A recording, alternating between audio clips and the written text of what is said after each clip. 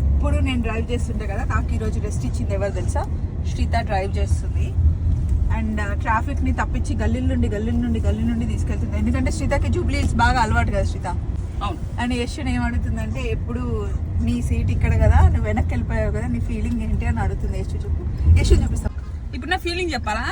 శ్రీత కాబట్టి ఇచ్చా. ఇప్పుడు నేను వేసిన చెప్పండి. పప్పు నేను ఆ సీట్ ఎవరికి ఇవ్వను, పప్పు ఈ సీట్ ఎవరికి ఇవ్వను. Thank you.